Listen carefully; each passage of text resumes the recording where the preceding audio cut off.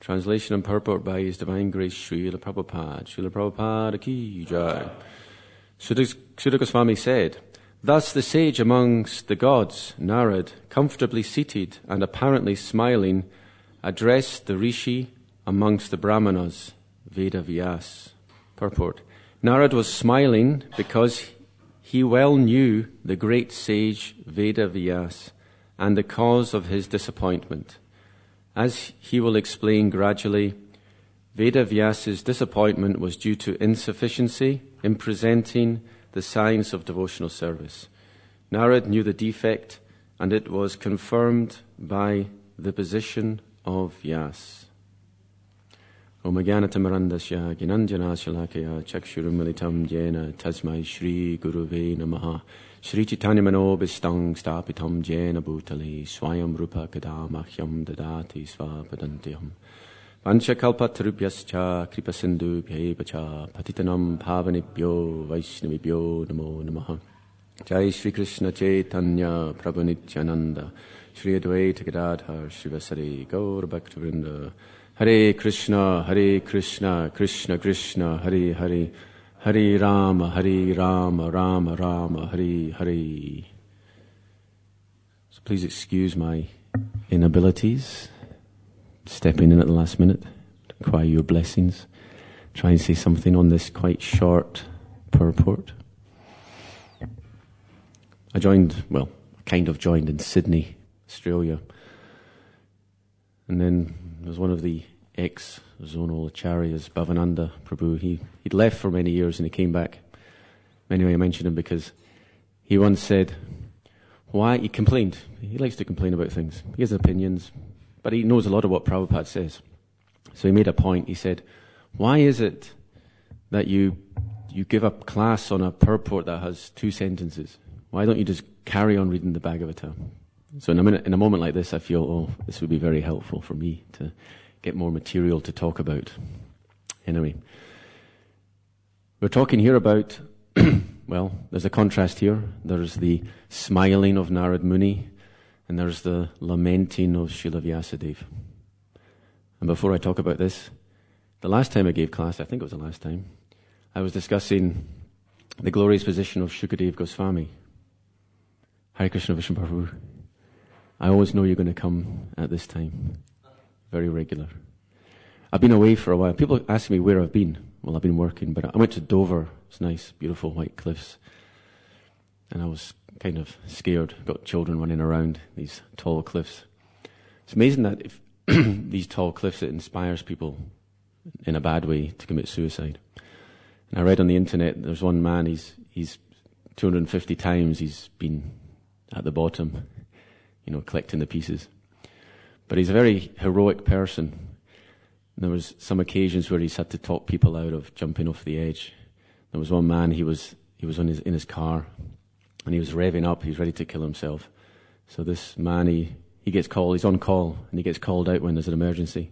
So he came to the spot, and he persuaded the man to lower the window. And then the man said, he started talking to him, and the man said, I'm going through a divorce. So he's really lamenting. And he goes, I've got no money. I can't even buy any Christmas presents for my children. So that's the reason why he's about to drive off the cliff. So this man started to talk to him and said, look, what's more important to your children, Christmas presents or you? And he started softening him up. Finally, the man, he burst into tears, got out of the car and gave him a hug. Nice story. Not all stories are like that. Sometimes the person just drives off the cliff. And he told one interesting story that there was a woman, she was on the edge, ready to jump, and he's approaching, trying to talk to her, and then she jumped. But as she jumped, he grabbed her hand, and then she's dangling off the end of the cliff. So then this policeman came and sat on his legs, because he's going to slide off the cliff as well. And he's described for 15 minutes, they were struggling to try and keep this woman from falling off the cliff. And she was swearing at him, saying, let me go, let me go. Just think how hellish her consciousness was. Finally, he managed to somehow grab her and pull her off, save her from killing herself. Now that's extreme lamentation in this material world. What is the nature of Srila Vyasadeva's lamentation? Is it real? Is it a game? Is it real? What do you reckon? Okay, who is Vyas? Vyas is a post, it's not a person, okay? You know that Vyas, there's a different Vyas in every age. Yes? Yes, very good. The Vyas in this age is Lord Narayan himself. There is a Dandavats article on this, by the way. It's not one of those things that I think you'll read in Prabhupada's books, but someone's researched it. And generally, Vyasadeva is some jiva who takes the post. But in this particular millennium, this Chaturvyuha, Srila Vyasadeva of this Kali Yuga is actually Lord Narayan himself. Pardon? Aishwarya Bhav for Krishna. Thank you. So, what a special millennium we live in. We have the original Krishna, Lord Chaitanya, the Yuga avatar for Kali Yuga is the original. We also have Vyasas as actually Vishnu. Although, what does it matter? Devotee of Vishnu and Vishnu, Krishna Samata Hoiti Bada Bhakta Pad. The position of devotee is non-different from the position of Krishna. In fact, it's greater. So it doesn't matter whether he's a jiva or a Vishnu, but it just so happens that in this particular millennium, he's Vishnu himself. So that would suggest that the lamentation, well, that would definitely tell us that the lamentation of Srila Vyasadeva is not material. Because how can Vishnu experience material lamentation? That's one point. Is it real? Well, it's a leela. Does the Lord enter his leelas? Of course he does. Does Krishna ever lament? Yes, he laments from separation from the gopis. So lamentation is there when the avatars come. So it can be considered a real lamentation. It can also be considered a game. You know, is he just playing the part? Srila Vyasadeva knows very well he's Vishnu, he's omniscient, so therefore, how can he possibly have any perplexity? How can he be bewildered? There's different ways to look at this. There's also the lamentation of the pure devotee. This is a different type of lamentation. Vayam tu na vitripyama uttama sloka vikrami yachrinvatam rasagyanam svadu svadu pade pade. The transcendentalists are never satisfied. That's a nice type of dissatisfaction. To be never satisfied. Why? Because the appetite for transcendental knowledge is infinite. Therefore, however much the sages try to taste the rasa, never enough. That's another type of lamentation. So we have so many categories of lamentation. This one is a spiritual lamentation of Srila Vyasadeva, and it's there, its purpose is to glorify the Srimad Bhagavatam and also to glorify Shukadev Goswami. I mentioned before, there's a verse later on describing how Shukadev Goswami is the moon amongst the stars. And it's described, they are Raja Rishis, Brahma Rishis, Deva Rishis present in the assembly, but no one got the same amount of respect as Shukadev Goswami. Even as his guru and his param guru are present, but he was given the most respect. As mentioned, the different types of rishis. In this verse, there's the Vipra Rishi. Unto the Rishi amongst the Brahmanas. This is the term used here. So there's so many different rishis, but the position of Sukadeva Goswami as the devotee, that is very, very special. So we also must remember the special position. Why is it special? Because Bhakti is special. Bhakti conquers even Krishna. Shri Krishna Karshani, one of the symptoms of Bhakti. Bhakti conquers Krishna. So we should always remember that Sukadeva Goswami, he takes the special position in this part of Srimad Bhagavatam. And Lord Shiva, Vaishnavayam Natashambhu, the greatest Vaishnav, he says, Aham Vedmi, Shuko Veti, Vyaso Veti na Veti va, Bhaktya Bhagavatam Grahyam Nabujya na Chatikaya. Lord Shiva is saying, I know the meaning of Bhagavatam. Shukadev Goswami knows the meaning. Srila Vyasadeva may know, he may not know. Bhaktya Bhagavatam Grahyam, but it's understood through Bhakti. Nabujya, not by being a smart aleck. Natikaya, not by writing a commentary, trying to be special. Okay? So by Bhakti alone is the Bhagavatam understood, just like Bhaktya Mamma Bhajanati. Krishna and alone is known by Bhakti. So Narad Muni is smiling.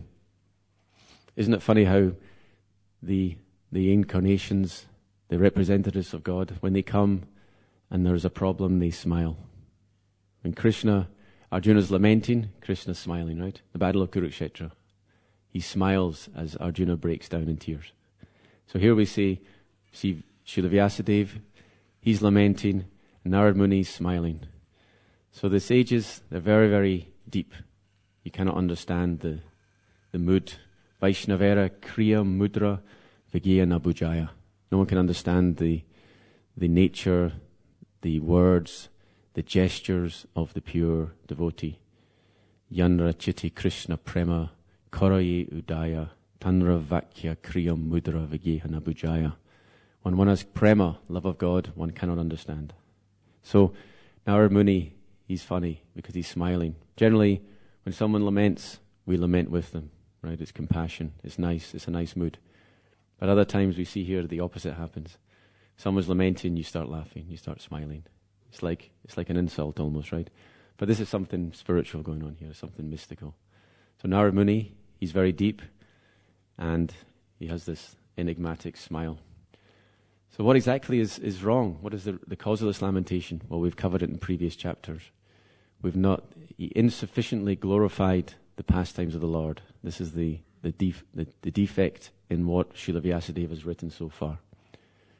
And this, because it's been discussed over the last month, a couple of times I've asked the question, because it's come up, why the lamentation? Because the Bhagavad Gita is already written. What's wrong with the Bhagavad Gita? Why is he not satisfied? And I have different thoughts on this. Here's one possible answer, and it's from the previous chapter, text 31.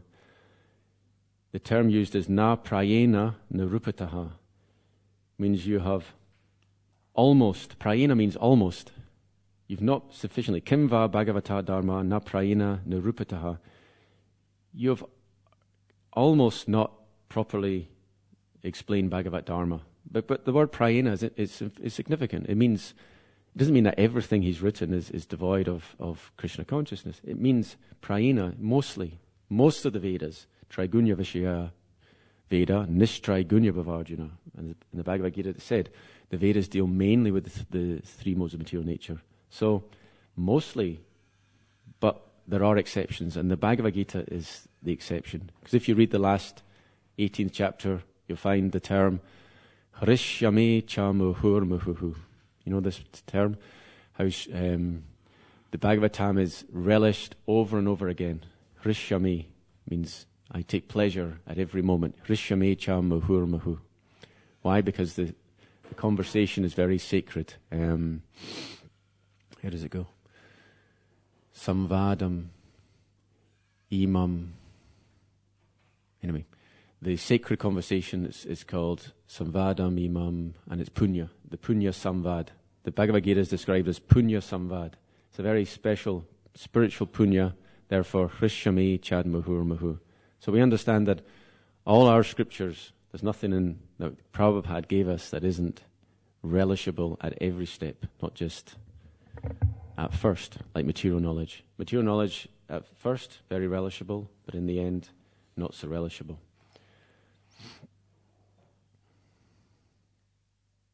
Respect is very important. Here we have the term Brihat Shravaha, which means greatly respected.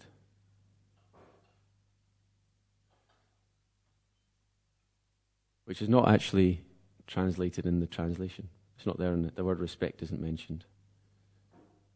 But it's in the nominative case, which means it corresponds to, it could be Vyasadeva or it could be Narad Muni, but according to the grammatical case, my understanding at least, that it's referring to Narad Muni. So any Sanskrit pundits can correct me there. Because it's, anyway. So, I was watching a lecture just yesterday about the dangers of disrespecting devotees. And it was actually about deity worship, the class. And the speaker, it was Hari Parshad Prabhu he was speaking in Vrindavan. He's one of the pundits. He's on the Shastric Advisory Council. He's very learned. So he was discussing deity worship. So deity worship is particularly beneficial for us if we're neophytes, because For neophytes, it's easier to respect the deity than it is to respect the devotees. We have this famous statement, Archayam eva haraye yapujam shradaye hati na cha bhakteshu chanyeshu sabhakta prakrita smritaha. The prakrita bhakta, or the materialistic devotee, is one who gives respect to the deity but does not respect others, especially the devotees. Na cha bhakteshu, does not respect the devotee. So this is a defect, which means that Kanishta-adhikaris are sometimes referred to as Vaishnav Prai, which means they're not actually Vaishnavas, they're almost Vaishnavas, they're on the doorstep. So one of the values of deity worship is it's easy for these people to advance through that process because they have respect for the deity, but they don't respect the devotee. Now, why does someone respect the deity and not the devotee?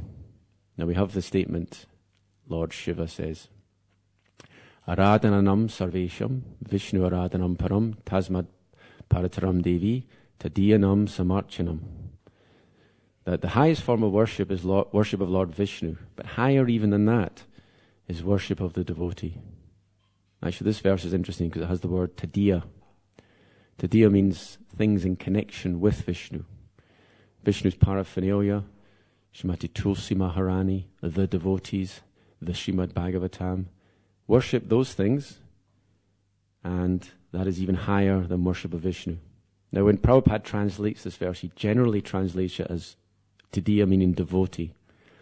But I did see recently, which I was wondering in the back of my head, does it mean more than that? Because I know that Tadiya means these other things, and I did find a translation where Tadiya means not just the devotee.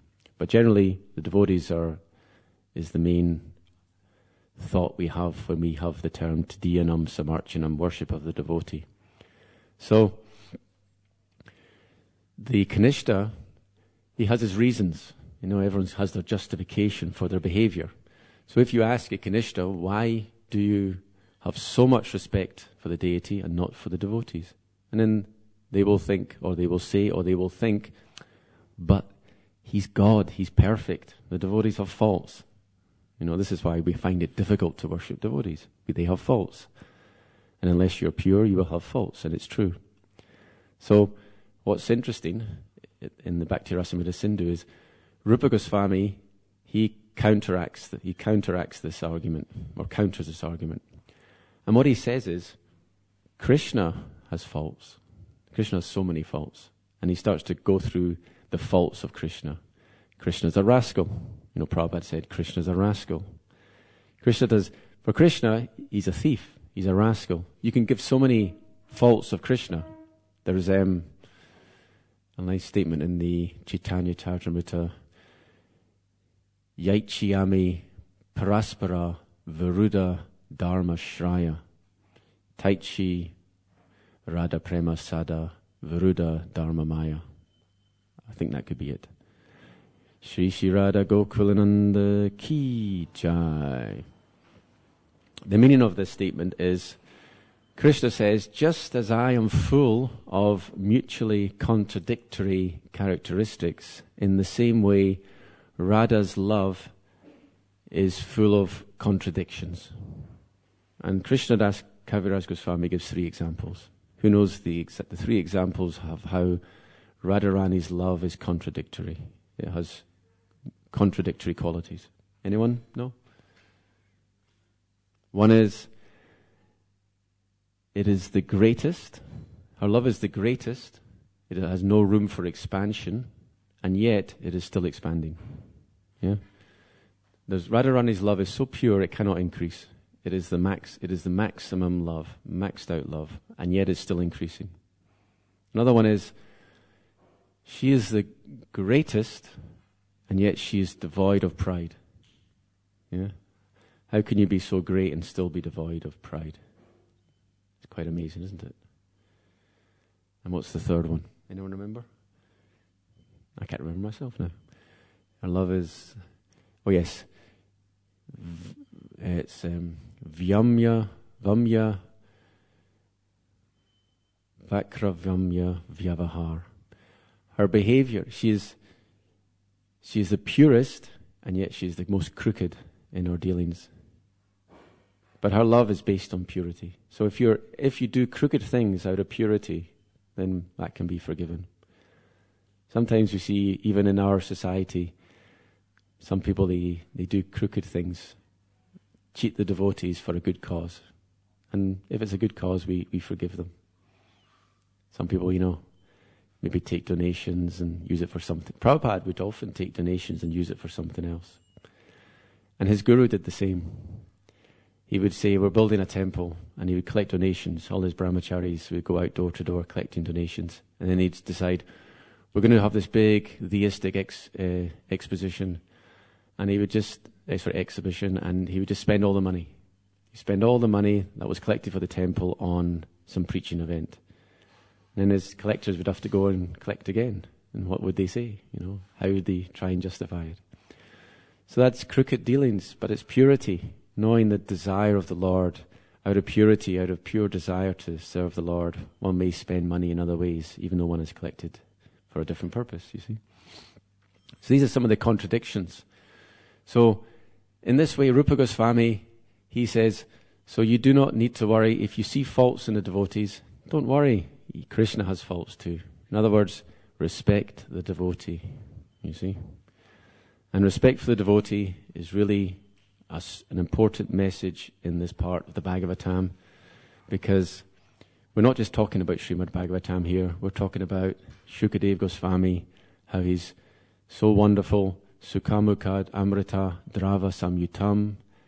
The Bhagavatam is nectar because it is emanated from the mouth of Shukadeva Goswami. So even though Srila Vyasadeva is already he compiles the Bhagavatam. When Shukadeva Goswami hears it, which is discussed later on in this canto, it is nectar even for Srila Vyasadeva, even though he's the compiler, or he's the seer of the Srimad Bhagavatam. Srimad Bhagavatam Puranam Amalam Yad Vaishnavayam Priyam. It is very dear to the Vaishnavas. And as the Bhagavatam begins, Dharma Projita Kaitavotra Paramo Nirmatsaranatam Satam Vejam Vastavamatra Vastu Shivadam Tapatrayon Moolanam Srimad Bhagavate Mahamuni Kriti Kimvaparayarishvaro Sajorija Varujate Kritibis Susrushubis Tatkshanat. This Bhagavatam, Kimvaparai, means there is no need for any other scripture. It is perfect in itself. And it is Mahamuni Kriti. It is being compiled by Srila Vyasadeva. And Sajo Rija Varujati. It is Ishvaro Sajo Rija Varujati. It means that just by reciting and hearing the Bhagavatam and contemplating and remembering the Bhagavatam, then the Lord, who cannot be captured, is captured. Hriddhi means in the heart. Avarujati, he's captured. So one time, Srila Prabhupada was always very, very humble about his position. He wouldn't advertise himself as a pure devotee. But one time he said something which I find very amazing. He said, I have captured Krishna in my heart and I am keeping him here for you. This is the pure devotee. So when you hear the Srimad Bhagavatam from Srila Prabhupada, that is different because he's captured Krishna and he can give Krishna to us. That's what he was saying. So there's a lovely verse about the topmost devotee. Visrijati hridaya nayasya shakshad harer avashabhito pyagau ganash pranaya rasanaya ditangi padma sabhavati bhagavat pradana uktaha. This is from the 11th canto. It says that the topmost devotee, he has captured Krishna prayana rasanaya, by the ropes of love. Even though he may even speak imperfectly, even though his chanting might not be perfect, he still captured Krishna with the ropes of love. So that person is the Bhagavat Pradhana, the topmost devotee.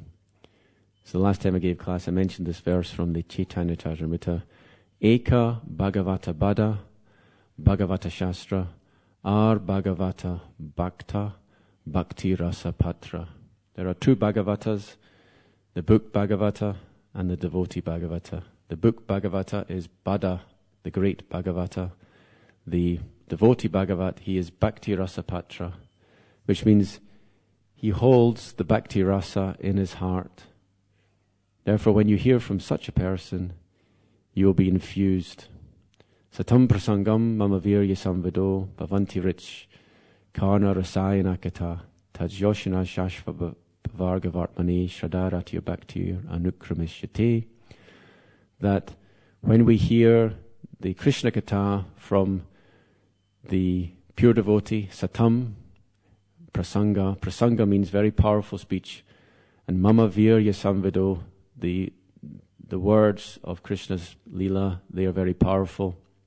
Then shraddha ratya bhakti anukramishyate, we develop faith, devotion, which then develops into bhakti, which in this case means prema.